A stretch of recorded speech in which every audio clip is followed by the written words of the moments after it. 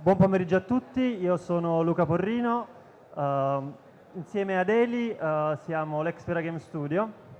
Il nostro team è nato inizialmente nel 2011, è stato un primo tentativo che purtroppo a causa degli impegni lavorativi e universitari di alcuni di noi, io avevo appena iniziato a lavorare dopo la laurea, non è andato molto bene.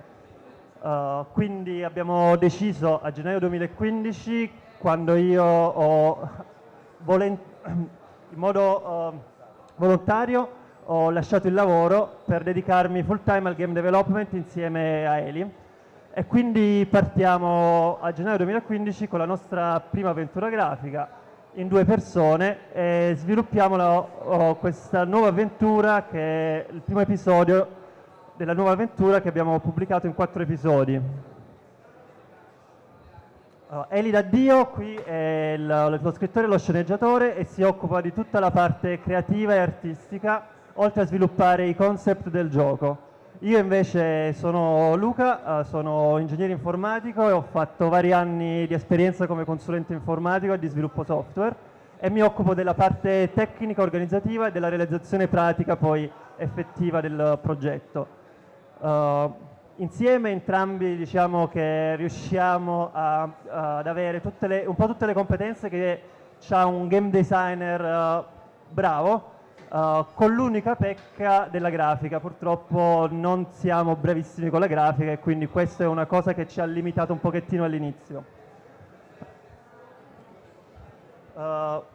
I nostri progetti, dato che io da buon ingegnere insomma ho cercato di strutturare un metodo di lavoro innanzitutto che potesse essere efficace, quindi ho sposato appieno le metodologie di Lean Startup e di processi di sviluppo agili, e infatti utilizziamo all'interno del nostro team, anche se siamo soltanto in 2, un processo adattabile e scalabile come il Kanban.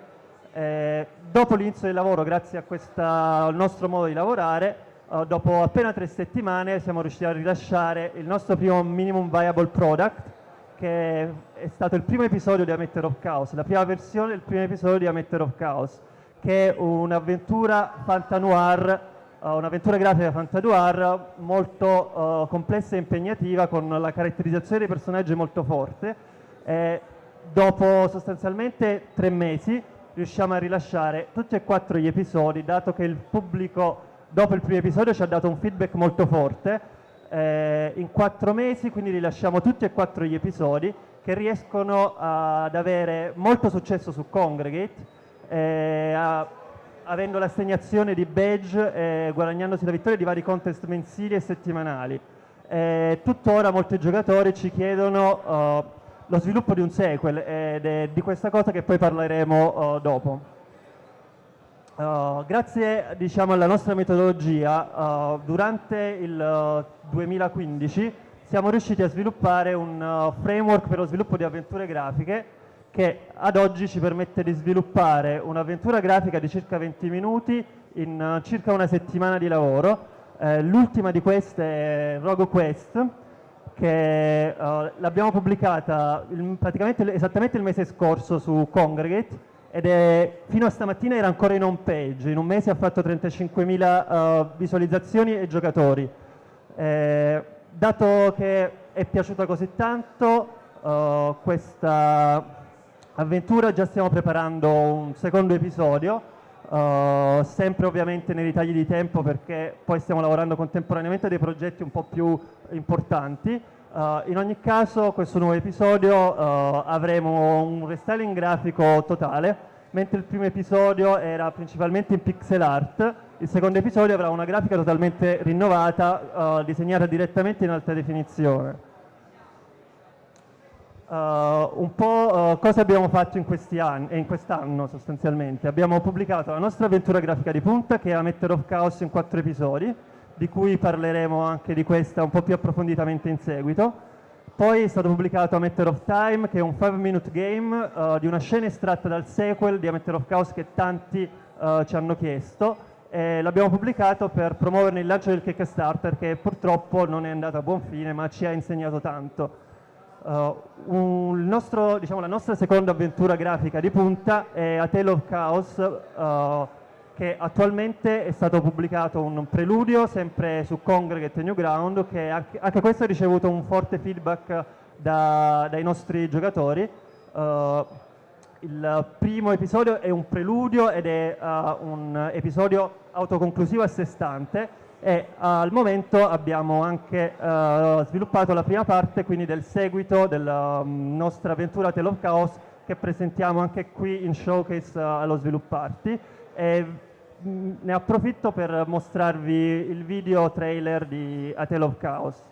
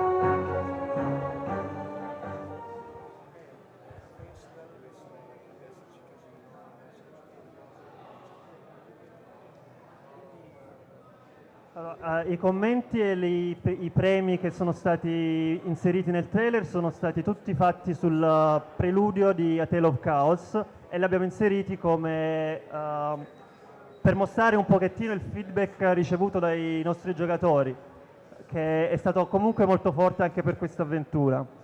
Comunque, altri giochi che abbiamo sviluppato durante questo tempo sono Rogue Quest l'episodio 1, di cui ho parlato poco fa, che attualmente è ancora in home page su Congregate e ha avuto in un mesetto già 35.000 giocatori. Code Blaster è un semplice puzzle game sviluppato in una settimana, giusto per testare un pochettino lo store Android. Necromancer Quest, anche questo disponibile su Congregate, è una beta di un gioco strategico fantasy. Eternal Faro invece è un idle game politicamente scorretto che abbiamo sviluppato come provocazione nei confronti del genere, perché non ci spieghiamo come questi giochi possono avere un così tanto successo quando a noi, diciamo, non piacciono più di tanto e, diciamo, non li consideriamo proprio giochi. Aleph invece è un prototipo che abbiamo sviluppato durante una game jam di 72 ore, la Game Jolt GDC Jam, che è sostanzialmente una sorta di Zen Garden sandbox che stiamo espandendo. Al momento anche qui è possibile provare il prototipo di 2 settimane di sviluppo sostanzialmente, che può dare un'idea di quello che può diventare il gioco. Un po' di numeri su A Matter of Chaos, la nostra avventura di punta. Allora, è stato pubblicato su Congregate e Newground ed è stato giocato complessivamente da circa 300.000 giocatori. La media voto su Congregate di tutti gli episodi è di 3.9, con una votazione che va da 1 a 5. La media voto su Newground invece è ancora più alta, di 4.2, con voti che vanno da 0 a 5. Ci sono circa 1000 commenti e ne continuano ad arrivare di nuovi ogni giorno. Tutti gli episodi hanno vinto molti riconoscimenti e sono stati in front page sia su Congregate sia su Newground per diverso tempo.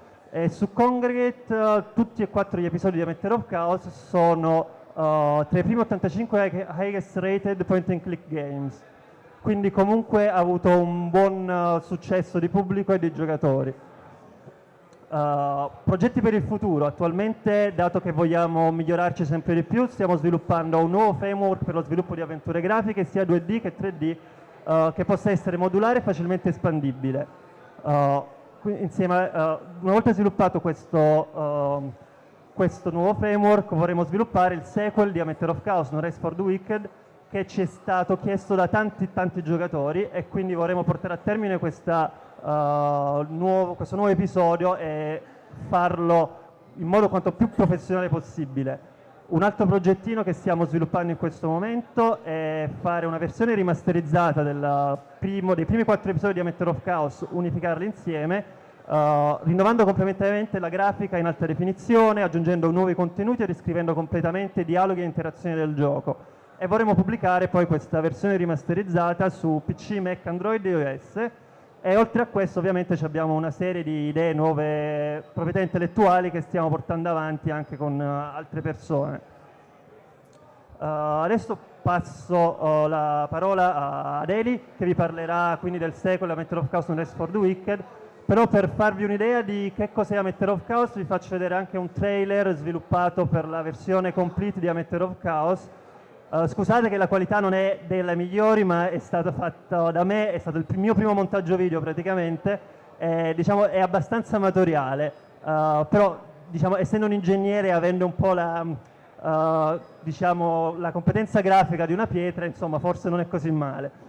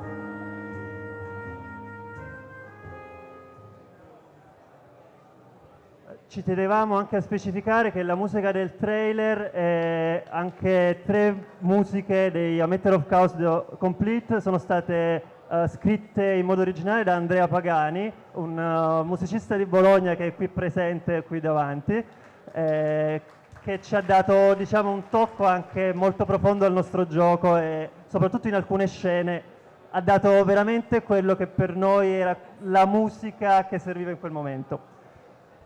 Adesso passo la parola a Eli. Buon pomeriggio. Luca vi ha parlato di tutta la roba tecnica, queste cose noiose, funzionali, utili. Io, come l'ho detto, sono quello che si occupa dell'arte del progetto, quindi a me interessa la storia e i contenuti. Andiamo a vedere. Allora, la prima cosa da dire è che Matter of Chaos, come abbiamo detto, è una grafica molto semplice. È stato il nostro primissimo progetto e non avevamo un grafico. Io non sono un grafico, ma ho dovuto improvvisarmi grafico e quindi ho fatto il mio meglio. Ecco, qui vedete Mr. Gilbert, il nostro protagonista, e abbiamo dovuto insomma un po' arrangiarci. E nonostante questo, il gioco ha avuto un'accoglienza molto intensa, già dal primo episodio, che per noi era un prototipo, un esperimento. E cercando di capire come mai, abbiamo capito che il motivo era nella trama, nei personaggi, nelle interazioni, nella profondità della storia. E quindi abbiamo lavorato su questo, cercando di migliorare chiaramente la grafica. E per quanto riguarda infatti la versione remastered che stiamo preparando, stiamo venendo supportati da alcuni bravissimi grafici, studenti e accademia che, coinvolti dal nostro progetto, ci stanno aiutando. Infatti qui vedremo anche degli studi di questi artisti molto più bravi di me. Intanto la caratteristica principale di A Matter of Chaos è il setting narrativo, quello che subito ha colpito molti giocatori. Abbiamo innanzitutto la città dove si svolge la storia, Mavropolis, che è una città immaginaria, che unisce un po' la Los Angeles noir, arboride delle detective story, ma anche la Providence di Lovecraft, queste città coloniali, misteriose, che sorgono su siti antichi, insomma, si unisce il mistero del giallo a quello dell'orrore, che è un po' la caratteristica chiave della storia. I filoni portanti sono il noir e l'horror, mischiati insieme. Questo si manifesta poi in Mr. Gilbert, che è il protagonista della storia ed è il vero motivo del successo del gioco. Mr. Gilbert è un protagonista magnifico perché fondamentalmente è Cthulhu, detective privato. Mr. Gilbert è l'ultimo dei piccoli antichi, questa strana razza di cui viene detto poco, viene lasciato intendere molto, ed è un detective privato dotato di poteri occulti. La sua origine è misteriosa, non la racconta volentieri, ma sappiamo che è intelligente, capace e ha dei misteriosi poteri che usa moderatamente nelle sue indagini. Gilbert è piaciuto da molto per il suo look, innanzitutto, ecco, quest'idea di unire Lovecraft a Marlowe, quindi insomma questa cosa un po' particolare, ma soprattutto per il suo personaggio. Mr. Gilbert è intelligente, attento ed è anche gentile, ecco, questa creatura mostruosa che si muove in un mondo di umani, o almeno umanoidi, ed è il più umano di tutti. Lui sa mostrare pietà, comprensione, anche gentilezza quando necessario, però è anche, insomma, anche abbastanza cinico da capire, ecco, da non illudersi sulle persone che incontra. E soprattutto, ecco, una caratteristica peculiare del personaggio, che però è ben spiegata nella storia, lui rompe continuamente la quarta parete, ma non in modo comico, non lo fa, ecco, come un Deadpool. Lui rompe la quarta parete perché, come è ben spiegato nella storia, Mr. Gilbert ha il potere di vedere attraverso le realtà. Lui percepisce i giocatori, parla con loro, ma ponendo non come il personaggio di un videogioco, ma come l'abitante di un altro mondo che a noi appare come un videogioco. E quindi costantemente lui si rivolge ai giocatori perché vede oltre lo schermo, vede oltre la realtà che gli umani possono vedere. Poi abbiamo il caos del titolo. Ecco, molti ci hanno chiesto perché Matter of Chaos e non Chaos con l'H che in inglese ci vorrebbe, perché caos nel nostro continuum narrativo è una sorta di parola magica, indica un significato molto particolare, molto complesso, che viene spiegato solo durante lo svolgimento del gioco, quindi non posso parlarvene perché vi spoilererei abbondantemente, ma diciamo che in sostanza con caos si intende una storia che si intreccia a tutte le storie possibili. Giocando potrebbe essere più chiaro. Nel gioco originale, con questi primi 4 episodi, abbiamo, ecco, gli elementi chiave, che sono il caso, c'è una ragazza scomparsa, una femme fatale che incarica Mr. Gilbert di trovare questa ragazza scomparsa, Daphne, la biondina che vedete, e quindi un caso apparentemente semplice, una ragazza scomparsa che pare fosse in relazione con un gangster, ma da lì le indagini portano subito a un percorso che si intreccia tra gangster, cultisti, misteri antichi, artefatti di origini incomprensibili, e si chiarisce essere un caso che solo Gilbert può risolvere, e quindi coinvolto, insomma, un po' da un destino bizzarro che lo porta su questa strada. E un elemento chiave che per i giocatori è stato molto molto importante, come dicevo, sono stati i personaggi, e in particolar modo Daphne e Gilbert. Gilbert, che come vedete, insomma, è questo protagonista così forte, così intenso, e Daphne, la ragazza scomparsa, che è un personaggio importantissimo anche se non compare per la quasi interezza del gioco. Daphne, insomma, interagisce con tutti i personaggi anche senza essere visibile, e abbiamo scoperto come questa alchimia dei personaggi riesce a condizionare fortemente i giocatori, e abbiamo cercato quindi di portarla anche nel prossimo capitolo, appunto No Rest for the Wicked, quello che vogliamo sviluppare. Qui avremo anche un incipit simile al precedente, cioè un caso apparentemente banale ma che si rivela qualcosa di molto più complesso.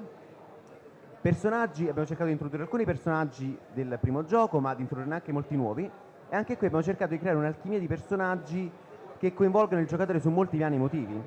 E anche qui un elemento chiave del gioco sarà la scoperta dell'ambientazione stessa, ecco, il giocatore che capisce perché succede quello che succede, una scoperta dopo l'altra, un mistero continuo.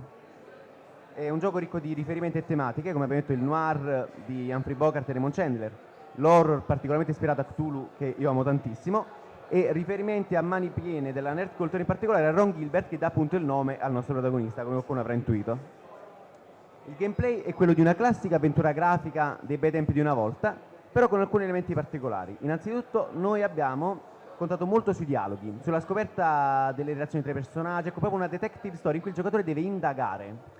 Abbiamo permesso a Mr. Gilbert di avere dei poteri occulti, come dicevo, ecco, poteri mentali, che il giocatore deve riuscire a usare bene per andare avanti nell'avventura, a suggestionare e convincere alcuni personaggi ad agire. Abbiamo eliminato completamente il pixel hunting, che per noi era un punto debole delle classiche avventure grafiche. Il gioco deve essere intuitivo, veloce, immediato, così come i suoi enigmi. Sarà importante, ecco, anche il blocco degli appunti, le riflessioni di Gilbert, che permettono un approfondimento continuo della storia, evitando gli infodump, che pure sono odiosi. E in più il giocatore potrà fare molte scelte morali che condizioneranno l'andamento della storia e soprattutto i finali possibili. Lo stile grafico, pur migliorando di qualità, mirerà comunque a uno stile da fumetto noir. Tenderemo molto a tinte chiaroscure, bianco e nero, puntando però su colori forti, intensi, su tutti gli elementi importanti della storia. Ecco, i personaggi, gli elementi chiave avranno dei colori forti che faranno un forte contrasto, questo è indicare la strada del personaggio. Comunque cercheremo figure molto caricaturali, fumettistiche, ecco, un cartone noir surreale decisamente non per bambini. Infatti abbiamo fatto una scelta un po' azzardata, perché Method of Chaos non si propone come un gioco per famiglie, è una storia noir di quelle vere, quindi si parla anche di violenza, di morte, di prostituzione, di droga, sono tematiche adulte forti come quelle di Raymond Chandler, e quindi punteremo soprattutto a giocatori nostalgici, quindi agli adulti che erano ragazzi, che cercheranno quel divertimento che hanno perso un po' da alcuni anni, gli appassionati del genere letterario, quindi il noir, l'horror, il mistero surreale e quant'altro del genere, e soprattutto i giocatori che amano mettersi alla prova, perché una piega che hanno preso un po' le avventure grafiche ultimamente, ecco, sono storie interattive, film interattivi molto lineari. Noi abbiamo cercato di dare continuamente stimoli mentali al giocatore, di impegnarlo, di sfidarlo, e quindi c'è anche questo elemento di divertimento. Attualmente il progetto è già a un buon punto, la sceneggiatura è in fase di lavorazione, il framework è pronto già al 30%, abbiamo come detto già degli studi in via di sviluppo e quindi siamo a un buon punto per la realizzazione. Qui possiamo vedere, ecco, alcuni studi, come vi accennavo, dei studenti che ci stanno aiutando. A dire, lo sfondo stesso che vedete è opera di un artista tedesco che ci sta supportando volontariamente. E in questo, insomma, è quello a cui stiamo mirando. Ci sono domande, osservazioni? Potrei aver trascurato qualcosa?